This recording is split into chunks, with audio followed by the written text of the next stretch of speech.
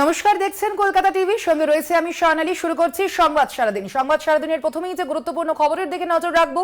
EVM এ কারচুপির আশঙ্কা মমতা বন্দ্যোপাধ্যায়ের। ইভিএম এ চিপ ঢুকিয়ে দিতে পারে বিজেপি, এর জন্য টাকা মাদক ব্যবহার করতে পারে বিজেপি। ভয় দেখিয়ে লোডশেডিং করেও কারচুপি হতে পারে।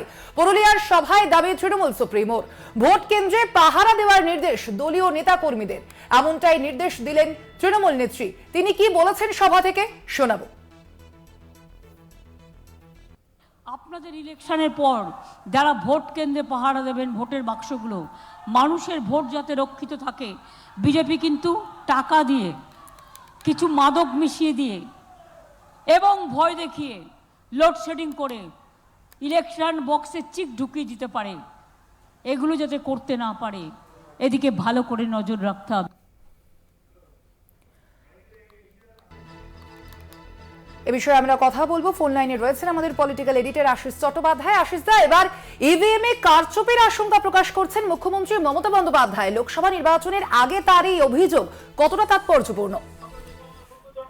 দেখো, আজকে খুবই গুরুত্বপূর্ণ কথা বলেছেন মমতা বন্দ্যোপাধ্যায়। তিনি নির্বাচনের পরে কাউন্টিং এর সময় কারচুপি হতে পারে বলে আশঙ্কা প্রকাশ করেছেন। তিনি বলেছেন যে যখন গণনা হবে, ইভিএম মেশিনে তো গণনা হতে সময় লাগে না, অল্প একটু সময় লাগে, সেই জন্য তখন লোডশেডিং করিয়ে দিয়ে, অর্থাৎ পাওয়ার কাট করিয়ে দিয়ে অন্ধকারের মধ্যে চিপ বদল করা হতে পারে বা চিপকে বিকৃত করা হতে পারে, এবং এই ধরনের নানান ঘটনার মধ্য দিয়ে নির্বাচনের ফলকে বিকৃত করা হতে পারে বলে আশঙ্কা প্রকাশ করেছেন মমতা বন্দ্যোপাধ্যায়।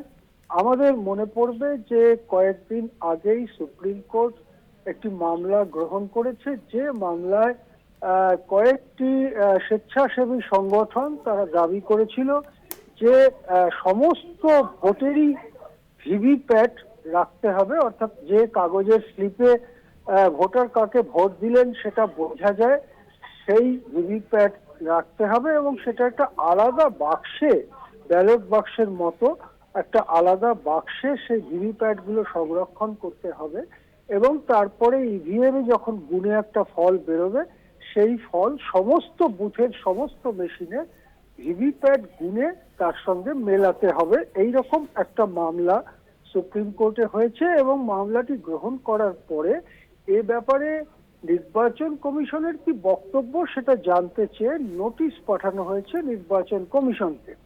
তখন অবশ্য এই আশঙ্কা করা হয়েছিল যে নির্বাচন কমিশন এর উত্তর দিতে অনেকটা দেরি করতে পারে, এবং তার মধ্যে যদি 4 জুনের ভোট গণনা শেষ হয়ে যায় তাহলে এই মামলার তেমন আর কোনো গুরুত্ব এবারের নির্বাচনের জন্য থাকবে না।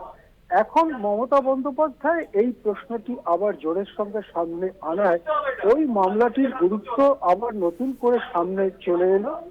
আমাদের অনেকেরই মনে আছে যে বিধানসভা নির্বাচনের সময় নন্দীগ্রামে সামান্য ভোটে, 1700-1800 ভোটে মমতা বন্দ্যোপাধ্যায় পরাজিত হয়েছিলেন, এবং সেখানে জিতেছিলেন শুভেন্দু অধিকারী, যিনি বর্তমানে বিরোধী দলনেতা। তারপরে একটা ইলেকশন পিটিশন হয়, একটা নির্বাচনী মামলা হয়।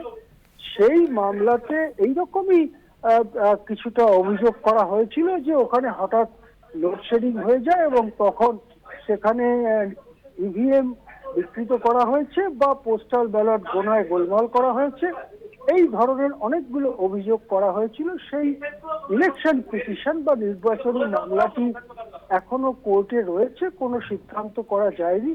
সেই পরিপ্রেক্ষিতে প্রায় একই ধরনের কথা আবার মমতা বন্দ্যোপাধ্যায়। একদমই আশিস দা, অবশ্যই আপনি সঙ্গে থাকুন আমাদের। তার পাশাপাশি ফোন লাইনে আমরা যোগাযোগ করতে পেরেছি বিজেপির সাংসদ শ্রমিক ভট্টাচার্যের সঙ্গে। শ্রমিক বাবু, আপনাকে স্বাগত কলকাতা টিভিতে। শ্রমিক বাবু, এবার মুখ্যমন্ত্রী মমতা বন্দ্যোপাধ্যায় তার অভিযোগ, ইভিএম এ কারচুপির আশঙ্কা করেছেন তিনি, এবং তার পাশাপাশি তিনি বলেছেন ইভিএম এ চিপ ঢুকিয়ে দিতে পারে বিজেপি, এর জন্য টাকা মাদক ব্যবহার করতে পারে বিজেপি, ভয় দেখিয়ে লোডশেডিং করেও কারচুপি হতে পারে। আপনার প্রাথমিক প্রতিক্রিয়া চাইব এই সম্পর্কে। পরাজিতের আর্তনাদ, মানুষ অবাক বিস্ময় দেখছে যে মুখ্যমন্ত্রী মমতা বন্দ্যোপাধ্যায় একদিন সিপিএম কে পশ্চিমবঙ্গ থেকে প্রায় কার্যত উপড়ে ফেলে দিয়েছিলেন, যিনি মানুষের মনকে বোঝাতে সক্ষম হয়েছিলেন যে সিপিএম হারতে পারে, সিপিএম কে হারানো যেতে পারে এবং সিপিএম হারতে চলেছে, সেই মমতা বন্দ্যোপাধ্যায় আজকে একটা নির্বাচনে পরাজয়ের আতঙ্ক থেকে এ ধরনের কথা বলছেন। যে কোনো ধরনের অভিযোগ করতে পারেন, যে কোনো ধরনের পরীক্ষার সম্মুখীন হতে বিজেপি প্রস্তুত আছে, কিন্তু পশ্চিমবঙ্গের মানুষকে এতটা রাজনৈতিকভাবে অচেতন এবং মূর্খ মনে করার কোনো কারণ নেই। এ রাজ্যের মানুষের রাজনৈতিক শিক্ষা আছে। পৃথিবীর ইতিহাসে এমন কোনো দৃষ্টান্ত নেই যে ব্যালটের মধ্যে দিয়ে কোনো জায়গার একটা কমিউনিস্ট হেজিমনিকে শেষ করে দেওয়া গেছে। ধন্যবাদ আপনাকে সুমিক বাবু আমাদের সঙ্গে কথা বলার জন্য। তার পাশাপাশি আমরা কথা বলেছি আমাদের পলিটিক্যাল এডিটর আশিস চট্টোপাধ্যায় ছিলেন আমাদের সঙ্গে। ধন্যবাদ আপনাকে আশিস দা।